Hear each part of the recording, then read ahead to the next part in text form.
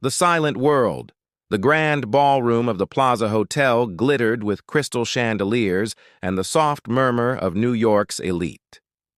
Marcus Wellington adjusted his platinum cufflinks and surveyed the crowd of potential investors and business partners who had gathered for his company's annual charity gala. At 42, he had built Wellington Technologies from a small startup into a billion-dollar empire, and tonight's event would raise millions for children's hospitals across the country. But Marcus barely noticed the cause they were supporting. For him, charity galas were simply another networking opportunity, another chance to close deals and expand his influence. He moved through the crowd with practiced ease, shaking hands and exchanging business cards with the precision of a well-oiled machine.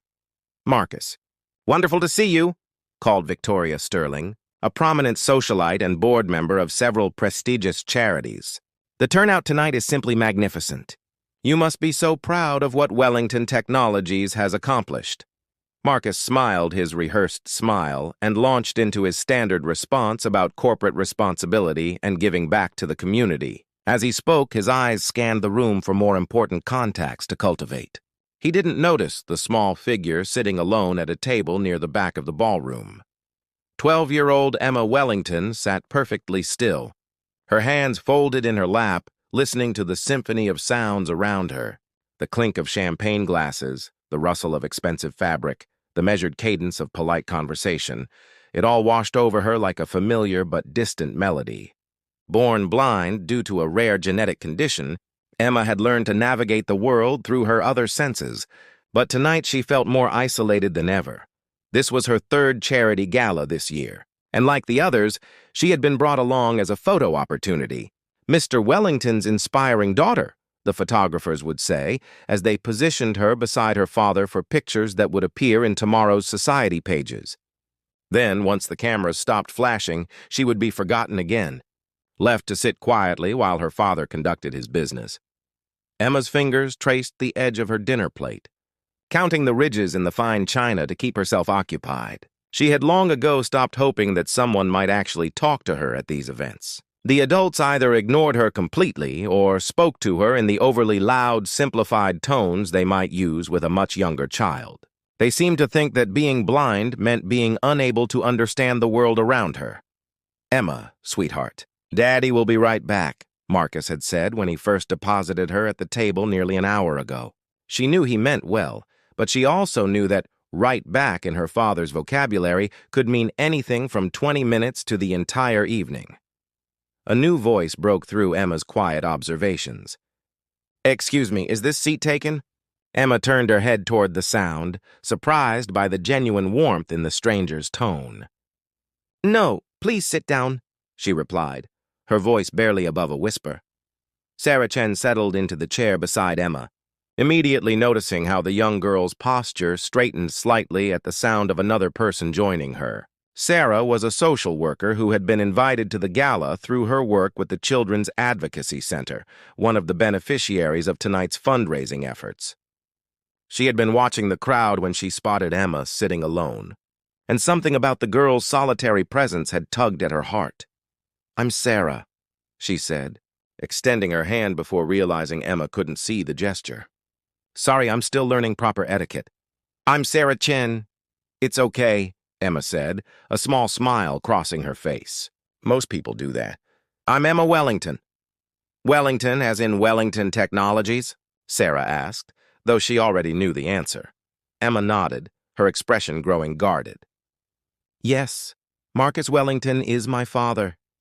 Sarah noticed the formal way Emma referred to her father, not Dad or Daddy, but by his full name. There was something telling in that distance, a formality that seemed unusual for a child talking about her parent. "He seems to be very busy tonight," Sarah observed gently. "He's always busy," Emma replied matter-of-factly, especially at these events. "There are important people to talk to, deals to make. I understand." The resignation in Emma's voice broke Sarah's heart. At 12 years old, this girl had already learned to accept being overlooked, to make excuses for her father's neglect. Sarah had seen this pattern before in her work. Children who learn to minimize their own needs to avoid disappointing the adults in their lives. What about you, Emma? What do you think about these events? Emma was quiet for a moment, clearly surprised by the question. When was the last time someone had asked for her opinion about anything? They're very elegant, she finally said, choosing her words carefully. I can hear how beautiful everything must be. The music is lovely, and everyone sounds so sophisticated. But how do you feel about being here? Sarah pressed gently. Emma's facade began to crack slightly. I feel like a decoration, she admitted quietly. Something pretty to put on display for the cameras, then put away until the next event. Sarah felt a surge of anger toward Marcus Wellington, but she kept her voice calm and steady. That must be very lonely. Sometimes, Emma whispered, then seemed to catch herself. But Daddy works very hard. He's helping a lot of children tonight by raising money for hospitals. That's important.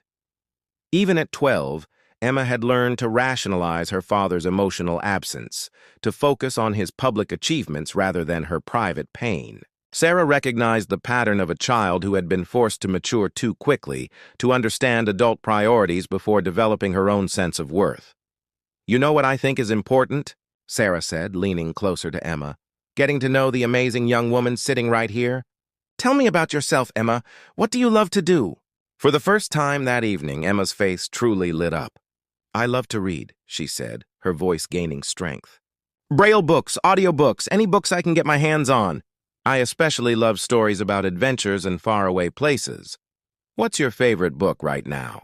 Sarah asked, genuinely interested. I just finished reading The Secret Garden, Emma replied enthusiastically.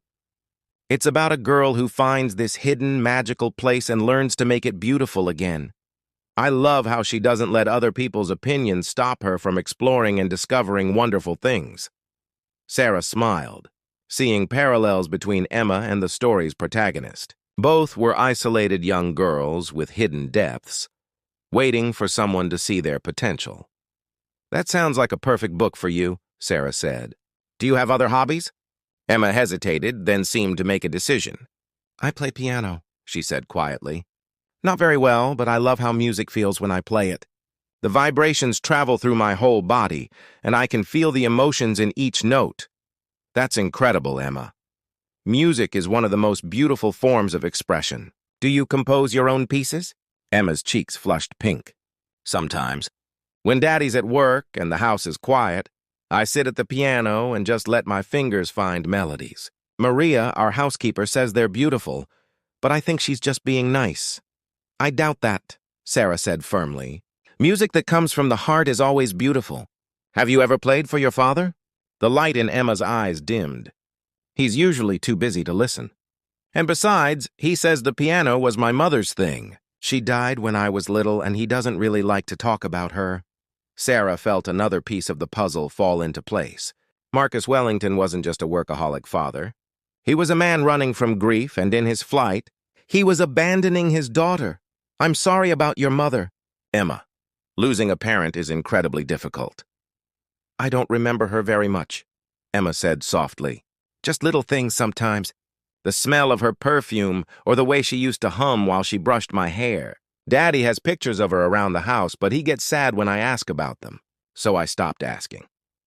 The conversation was interrupted by the sound of approaching footsteps and a familiar voice calling Emma's name.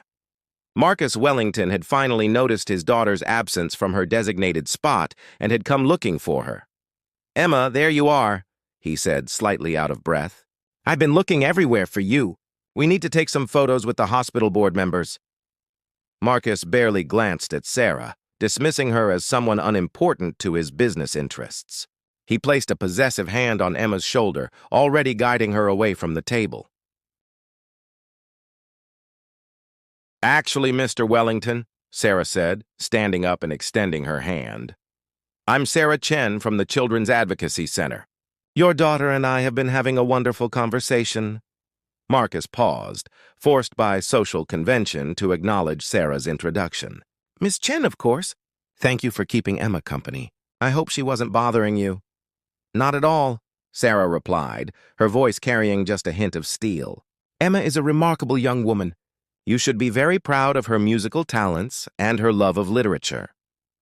Marcus looked puzzled, as if Sarah were speaking about a different child entirely. Yes, well, Emma is very self-sufficient. Now, if you'll excuse us, we have some obligations to attend to.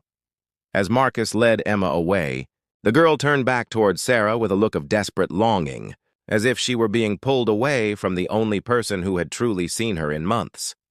Sarah watched them go, her heart heavy with the weight of Emma's story.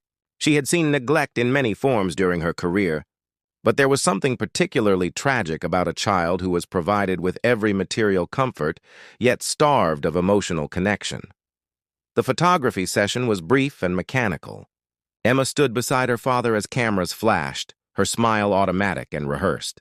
The photographers praised Marcus for his charitable work and made polite comments about his beautiful daughter, but none of them actually engaged with Emma as a person. When the photos were finished, Marcus immediately returned to his networking, leaving Emma once again to find her own way back to their table. But instead of returning to her lonely perch, Emma carefully made her way back to where Sarah was sitting. "I was hoping you'd come back," Sarah said warmly, as Emma slid into the chair beside her. "The photos are finished," Emma explained. "Daddy won't need me again until it's time to leave." The casual way Emma discussed her role as a prop in her father's public image was heartbreaking. Sarah made a decision that would change both their lives. "Emma, I'd like to ask you something, and I want you to think carefully before you answer.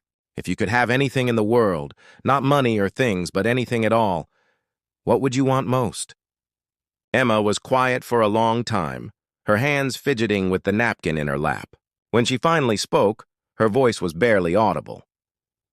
"I'd want my daddy to really see me," she whispered. "Not as something to display or a problem to manage, but as me. I'd want him to ask me about my books and listen to my music and maybe tell me stories about my mother. I'd want to matter to him as much as his business does." Sarah felt tears prick at her eyes. This was a child crying out for love, for connection, for basic human recognition, from the one person whose approval she craved most. "Emma," Sarah said carefully, "would you like me to talk to your father? Sometimes adults get so caught up in their work that they forget to pay attention to the most important things in their lives." Emma shook her head quickly. "No, please don't. He'll just think I complained about him and then he'll be upset. It's better if things stay the way they are." The fear in Emma's voice told Sarah everything she needed to know. This wasn't just neglect. It was a pattern of emotional distance that had taught Emma to suppress her own needs to avoid conflict. "What if," Sarah said slowly, "what if there was a way to help your father understand what he's missing without making him feel criticized? What if we could show him how amazing his daughter really is?" Emma turned her face toward Sarah, hope flickering in her expression for the first time. "What do you mean?" Sarah smiled, an idea beginning to form in her mind. "Emma, do you trust me?" The girl nodded without hesitation. "Then I promise you that before this night is over, your father is going to truly see you for the first time, and I think once he does, everything is going to change." Breaking through. Sarah's plan was simple but required precise timing. She had noticed that Marcus Wellington's business conversations followed a predictable pattern. He would dominate the discussion for exactly 15 minutes before moving on to the next potential contact.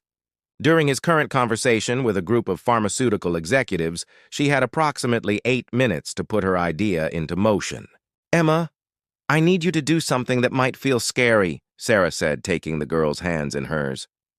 "But I promise I'll be right there with you." Emma's grip tightened.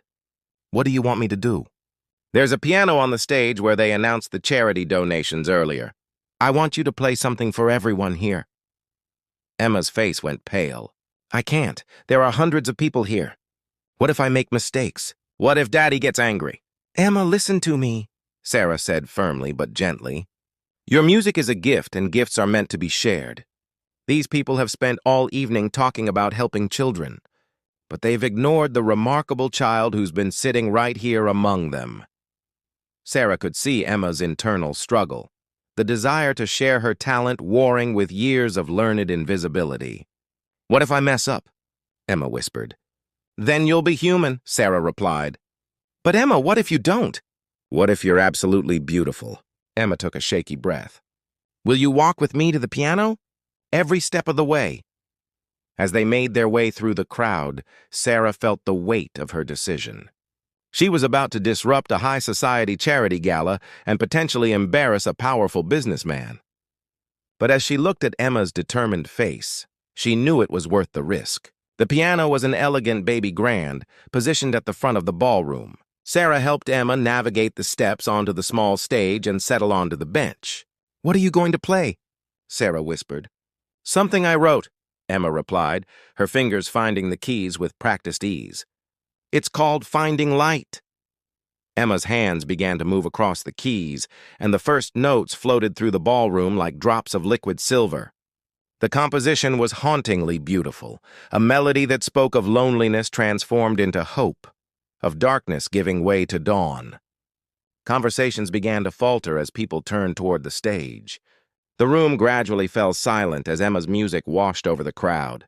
Her piece was complex and emotionally mature, far beyond what anyone would expect from a 12-year-old. Marcus Wellington was in the middle of discussing a potential merger when the music reached him.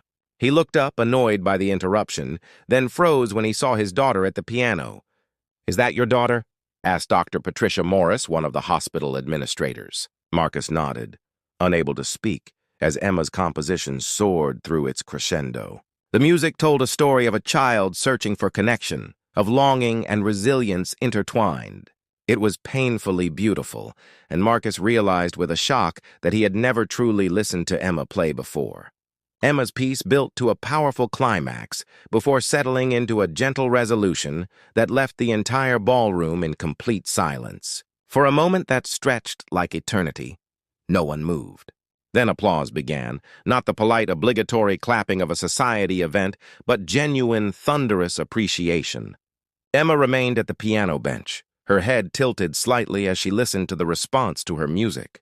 Her cheeks were flushed, and Sarah could see tears of joy glistening in her eyes. Dr. Morris was the first to speak. "My God, Marcus, your daughter is extraordinarily gifted. That composition was absolutely stunning." Other voices joined in, expressing amazement and admiration for Emma's talent. Marcus stood frozen, watching his daughter receive the recognition she deserved, realizing that he had been blind to her gifts for years. Sarah helped Emma down from the stage, and they were immediately surrounded by people wanting to congratulate the young pianist.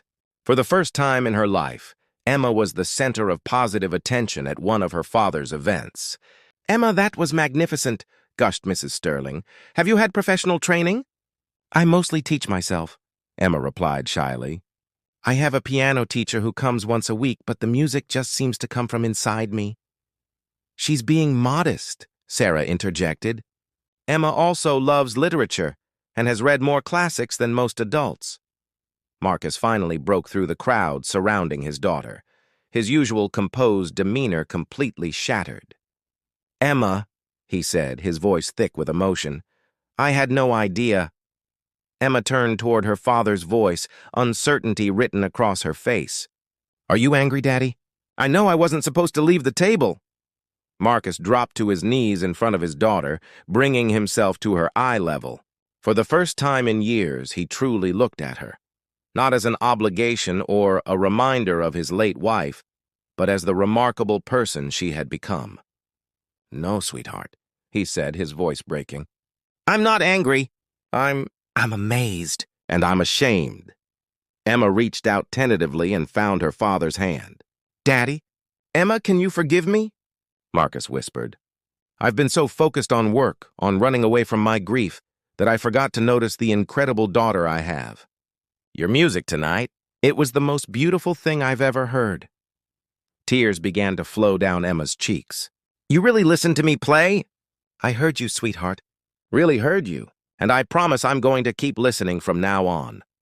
The crowd around them had grown quiet, sensing the profound moment unfolding between father and daughter. Sarah stepped back, giving them space while feeling a deep satisfaction in her chest. Marcus wrapped his arms around Emma, holding her close for the first time in years.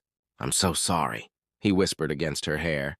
"I lost your mother, and then I almost lost you too because I was too afraid to love something I might lose again." "I'm not going anywhere, Daddy," Emma said, her voice muffled against his shoulder. "I've been right here all along." Dr. Morris approached them carefully. "Mr. Wellington, I don't want to interrupt, but I had to tell you, we have a music therapy program at the hospital. We'd be honored if Emma would consider performing for some of our young patients. Music has incredible healing power." Emma looked up at her father hopefully. "Could I, Daddy?" Marcus smiled through his tears. "Of course you can, and I'll be there to listen to every note." The evening transformed after that moment. Instead of networking and deal-making, Marcus spent the rest of the gala talking with people who wanted to congratulate Emma on her performance. He watched with pride as his daughter discussed music and literature with adults who now saw her as a person rather than an accessory. Sarah observed from nearby, feeling a deep sense of accomplishment. Sometimes all it took was one person willing to see a child's potential and help them shine. As the evening wound down and guests began to leave, Marcus approached Sarah with Emma at his side. "Ms. Chen," he said, his voice formal but warm, "I owe you more than I can express. You saw something in Emma that I had been too blind to notice." "Emma's light was always there," Sarah replied. "She just needed someone to help her share it." Marcus nodded, then looked down at his daughter. "Emma, would you like Sarah to come to dinner at our house this weekend? I'd love to hear more of your compositions, and I think Sarah would too." Emma's face lit up with pure joy. "Really, Daddy? You want to hear my other pieces?" "I want to hear everything," Marcus said. "Your music, your thoughts about your books, stories about your friends at school. I want to know everything about the amazing daughter I've been missing." As they prepared to leave, Emma turned back to Sarah. "Thank you," she said simply, "for seeing me." Sarah hugged the girl gently. "Thank you for being brave enough to let yourself be seen." 6 months later, Sarah received an invitation in the mail. It was embossed with elegant gold lettering. "The Wellington Family Foundation for Young Artists cordially invites you to attend our inaugural scholarship gala." At the bottom, written in careful braille with an English translation beneath, was a personal note from Emma. "We're helping other kids find their light. Please come celebrate with us." Sarah smiled as she set the invitation on her desk. Sometimes, the best victories were the ones that created more opportunities for other victories. Marcus Wellington had not only rediscovered his daughter, he had learned to see other children more clearly as well. The foundation would go on to provide music lessons, art supplies, and performance opportunities to hundreds of young people. Emma would become their youngest board member, using her own experience to help other children find their voices. But perhaps the most important change was the simplest one. Every evening when Marcus came home from work, he would find Emma at the piano, and he would sit beside her to listen. Father and daughter would talk about her music, her books, her dreams for the future, and sometimes, when Emma played her mother's favorite songs, they would remember together. Love, Sarah had learned, wasn't just about grand gestures or dramatic revelations. Sometimes it was about the quiet moment when someone finally chose to listen. And when that happened, beautiful music followed.